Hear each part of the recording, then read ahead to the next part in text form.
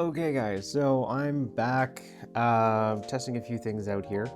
The mic mini as well as the new laptop that I got and a brand new program from the guys and girls, I should say, at Dehancer. This is kind of a really awesome program, one that I honestly think somebody should look into and most people should kind of avoid, but for some reasons. Now, looking at this, Dehancer's whole goal in terms of the photo and video space is to make your images look and feel like they were shot on film. So that's kind of part of the reason why it's good for some, but many might want to avoid it. But it's kind of turning into something that I really enjoy. And it's turning into that one thing that's actually replacing Lightroom for me, and I don't think I will be getting rid of this anytime soon. Do I think it's for everybody? Absolutely not. But I think that there's enough here that if you wanted to try it out, you absolutely should.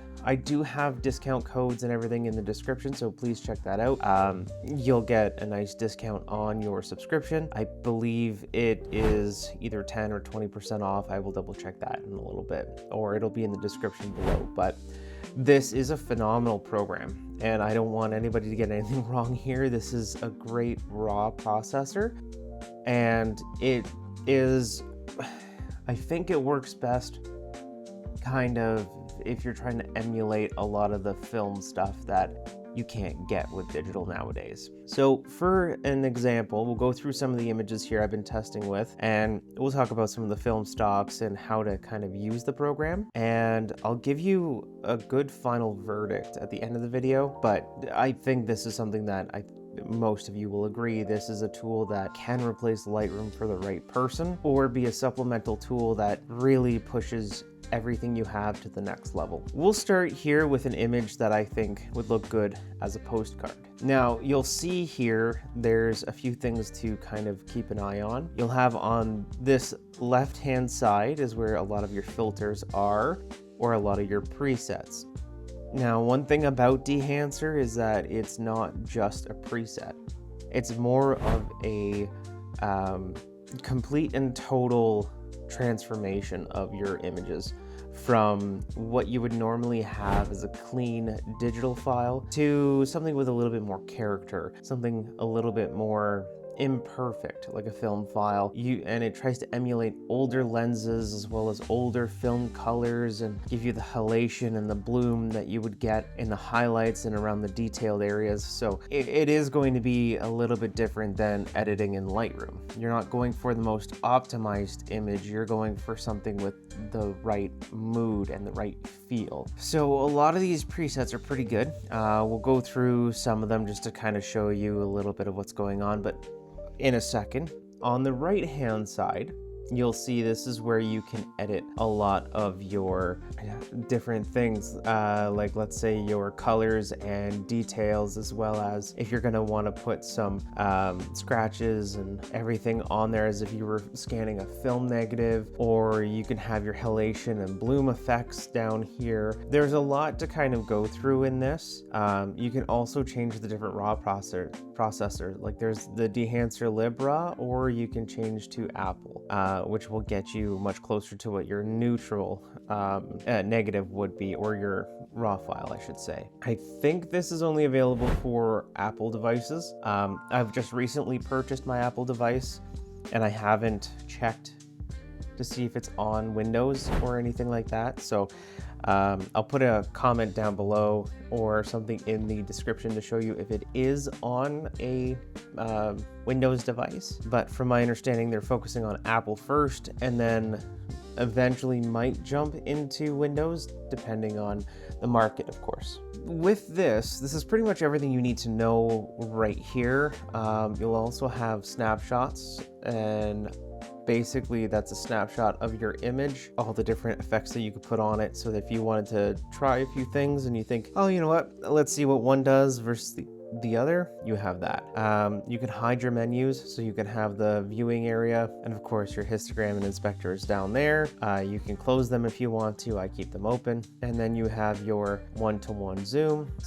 You can hide the histogram. I believe this is for if you're clipping in the highlights or the shadows. And this right here is the effects on and off. And then you have your last used edits. You can go back, and then I think this is like the export button here. This is to apply the effects to your image so that when you go back to the browser where we just were, so if I go back, this is the browser here. You can go back here and you'll see the effects have saved onto here. And I have a few of them where the effects are still saved onto them, but I want to go back in and kind of show you how it works. So I'll change it to Apple first so that we can see a nice bright version of this image, much more how it's shot. And we'll kind of go through here and we'll choose, let's do the Agfa Chrome RSX2 200. So this changes the colors pretty dramatically. It also changes a lot of the details. If we double click here and zoom in, you can see it's much softer. So it does tend to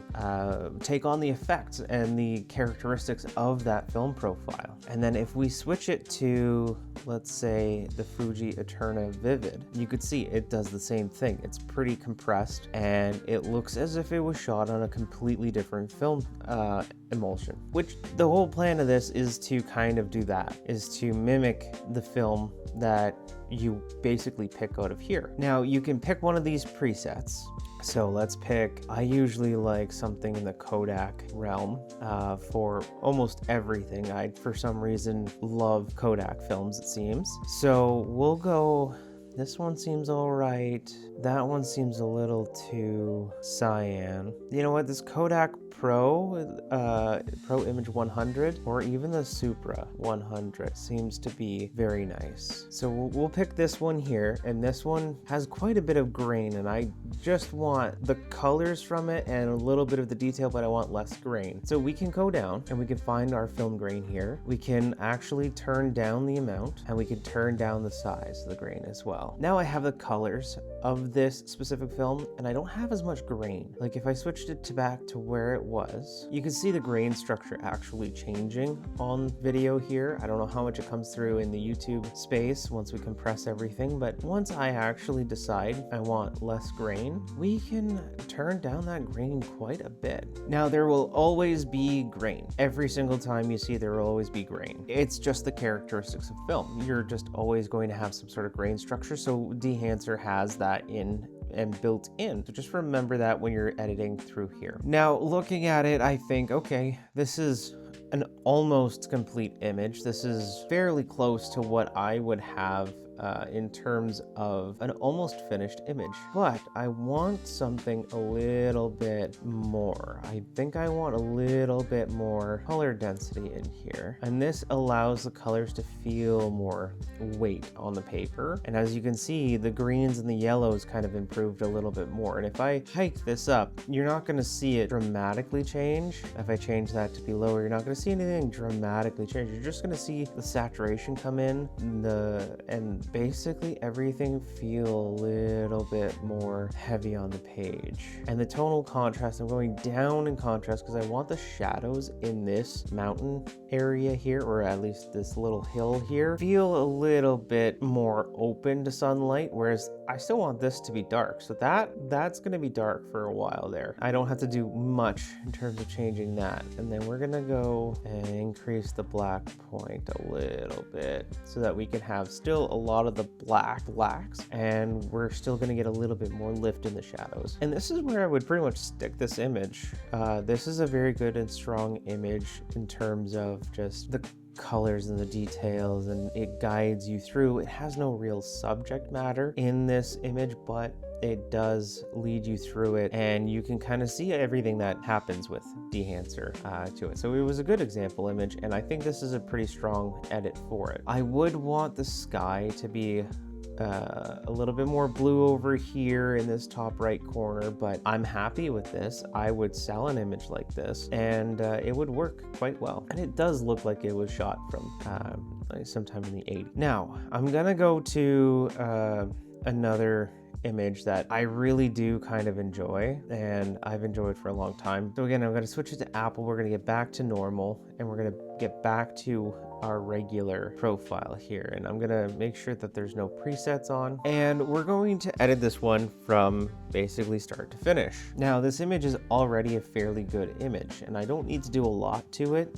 to make it a little bit better and make this building stand out more. But here's where some things get a little bit lost in this program. One of the reasons why it's not going to replace Lightroom just yet, although I can see this becoming and quickly becoming something that can replace Lightroom as the technology advances. So don't worry, like this is here to stay, hopefully, and I really enjoy it because, you know, I really do want something like this to succeed. This is an amazing program. Now I'm gonna just boost the colors a little bit. We're gonna see this become a lot more yellow, this building here, just because of the rust and everything. And it does look a lot more sunset kind of vibe. Now, what we're missing is this film developer here. And you can choose whichever films you want without having to go through this preset. Now, the presets might change and might cause some things to happen with the image that you don't like, which is fine. We can always undo those later on, or undo that specific thing you didn't like. But let's take a look at some of the Kodak Vision 3 stock. The Vision 3 stuff isn't exactly doing what I wanted it to do. And we'll go back down. We'll go back down to Vision 3. 50. No, it's just shutting itself off. That's all right. Instead of going through here, we'll go through this side here. Kodak Portra, 160. No, nothing really stands out here as something that I would really want to do. So we'll turn the film profiles off and we'll create a film profile through here. We're gonna skip that profile. We're gonna go to Film Developer. We're gonna do contrast boost a little bit, and we're gonna go with color boost a little bit. I'm not going to do film compression because I don't want this to be compressed. I don't want the colors to be compressed either. And I don't want to do expand because if we do expand, we can set the black point pretty dark, or we can set it to be pretty light. White point, we do the same thing pretty much, but I don't want to do any of that here. The contrast is fairly good within this image. Where I think this is going to get pretty cool is that you could have a print on paper. So it actually will try to emulate the paper itself, and the color density is going to go up. Total contrast is going to go slightly down, and we're going to increase the total exposure a little bit and bring the contrast in a little bit more on the Kodak glossy paper. So that's pretty good. Print head, we can change some of the tones, right? So we have your yellow and blue, and then we have your magenta and green and red and cyan, and then we have your shadow tones. So we can go cool for the shadows, we can go warm for the shadows, and going warm for the shadows in this image actually seems like a great idea because a lot of warm tones are in this image. And then the midtones, what do we want for the midtones? That's fairly blue, and that is fairly on the yellow side. So we're gonna go kind of back into the blue, and the highlight tones, we're gonna put a lot more blue in the highlight tones. And that's pretty much a great way to edit this image, is just to kind of figure out what tones you want in what part of your image. Shadow tones, obviously we want it to be more yellow. It actually complements the greens and the yellows and the reds in the building. The mid-tone, we want to be slightly blue because overall the sun is going to shine its yellow light across the image, but we have a lot of blue in the image as well, and a lot of the greens also help with that blue. So getting those greens in there, and the blue sky, you kind of have a little bit more of that cooler tone, but there's a lot of warm in that shadow area. So specifically like in between in all the shadows here and in the shadows here, you're going to get a lot of the warmth. Down in here, you have a little bit more blue, but that's not going to really affect it very much. So we wanted to bring that and kind of bring it into that warmer space. This blue in the sky then complements that green because it's a cool blue against the warm foreground, and it separates it a little bit more. For those of you who know color theory, you probably know way more than I do about this, and this is probably very wrong in color theory, but this is how I generally work with my stuff. I like to have a little bit of warm, a little bit of cool, and each color represents its own thing within the image. And due to just where I shoot, I have a lot of warm and I have a lot of cool in the same place, so I like to edit them separately if I can. And film grain, I'm not going to add film grain to the final image, but we can actually make this kind of wild. Like we can make the film grain really, really grainy. We can kind of show that there's more grain in the shadows, less grain in the shadows, a lot of grain in the midtones or less in the midtones, or whatever we wanted to do, but we're gonna just do that. We can also change the film type. So 65 millimeter, 50 ISO. There is very minimal grain, but you can tell there's grain. Now, if I turn it off, you'll see there's not much of a difference. It does look a little bit cleaner, but there's not much of a difference. And then if we go down to 8 millimeter, 50, you could see that there's a much bigger difference between the grain structure then and now when it's off. So for me, I don't want any grain. Whereas the bloom, if we go over here, watch this pole with the reflections and everything. It should sharpen up, and now it should spread the light out and kind of have that washed light look. That is one of the biggest things with film. You don't get that anywhere else. I often will put this on, and in an image where I believe the details kind of need its own little bit of help, I guess, to kind of feel a little bit more realistic, I will use the halation as well. But with this image, I don't feel like I need it. It doesn't really show off what I use it for. Then you have film damage, overscan, and overscan is basically these little film sprockets. You'll see that on a lot of images, especially on social media. You'll see your Ultra 16 millimeter, the Ultra Panavision. You can make all kinds of different borders and everything. I'm just going to turn that off because I personally don't like it, but I know a lot of people who do and who would use that. Vignette controls, I mean, they're super good vignette controls, and they're based off of a lot of films that they've had and everything like that, but really this is an image again that doesn't need it. And now we'll find an image like this one here, where this one has a lot of different things going for it. It's also very, very different than all of the other images I have on this drive. It's a little bit more of a modern thing. We'll see how it works. And I do need to find a way to rotate it. If I can remember how to rotate it. This is restore last used. It is somewhere in here, I do believe. Right here. So in the crop field, you can rotate it 90 degrees. And then I am just going to figure it away. I believe I can keep the original aspect ratio and draw it up and up. But with this one here, I do want to crop just ever so slightly. And this is where you guys will see how good it does at cropping. And I will just adjust some of it here. I believe this is good. I do have another version of this image that actually is a little bit better than what you see here. And I have edited this before. So this is how it looks like right out of the camera, right out of RAW, but we're gonna edit it using the Dehancer LibRaw because I do like what it's doing to the image right now. This one I do want in color, but we're gonna use, again, one of the presets on the side here, and we're gonna figure out what actually works for it. And this is kind of a cool mood, which I never would have done before, by the way. This one is very bright and vibrant with a very heavy vignette in my actual work, and it's much on the warmer side, but this Agfa Color Portrait XPS 160 does a cool thing that I haven't done with it before, which is make it blue. So we're going to have that as the base of it, and we're going to preserve the highlights. And what does the pre-gain want to do? I think the pre-gain wants to increase the exposure a little bit, which, let's bring it down. I'm okay with this. And we're going to bring the highlights down as well. Temperature, we're going to just customize it. Actually, we're gonna go as shot because that was way too, there we go. Now it's back to the blue we want before with the Agfa color. And can we just through the temperature comp? Okay, and now, I mean, the original is this, and this is where we are with the Agfa color. There's already a great difference between where we were and where we're going to be at the end of this. And again, I never would have thought of this. This is kind of why this program kind of is what it is. We're going to increase the contrast, and we are going to color boost quite a bit. And again, we're going to look back to the original, look back to this, and you'll see it's quite a big difference. And we're going to increase the black point. I think this direction is taking it away. We're going to make it much more moody this way. Yeah. And we're going to take down the white point just a little bit. All right, and now we have the Kodak glossy paper. Let's see what Cinelog does.